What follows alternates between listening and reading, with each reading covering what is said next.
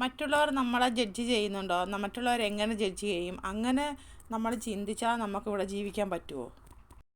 അനീഷ് മുൻഷിയോട് ചോദിക്കുകയാണ്. അങ്ങനത്തെ ഒരു കാര്യം മനസ്സിൽ വെച്ചിട്ട് വരാൻ പാടില്ല എന്ന് അനീഷ്. ഞാൻ പറഞ്ഞ കാര്യം, അനീഷ് പറഞ്ഞ കാര്യം ഇപ്പോൾ ബന്ധമില്ലല്ലോ എന്ന് മുൻഷി പറയുന്നു. അങ്ങനെ ഒരു സംഭവം വിട്ട് കളഞ്ഞിട്ടുണ്ടെങ്കിൽ നമുക്കിവിടെ സ്വതന്ത്രമായിട്ട് ജീവിക്കാൻ പറ്റുമോ?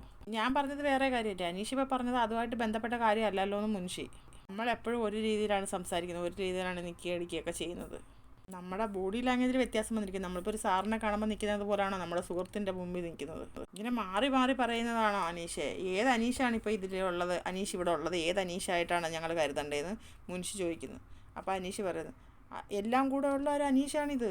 എല്ലാത്തരം ഇമോഷനുകളുമുള്ള, എല്ലാത്തരം ആഗ്രഹങ്ങളുമുള്ള, എല്ലാ തരത്തിലുള്ള സന്തോഷങ്ങളുമുള്ള, എല്ലാ തരത്തിലുള്ള ദുഃഖങ്ങളുമുള്ള അനീഷിനെയാണ് നിങ്ങളിവിടെ കണ്ടുകൊണ്ടിരിക്കുന്നത്.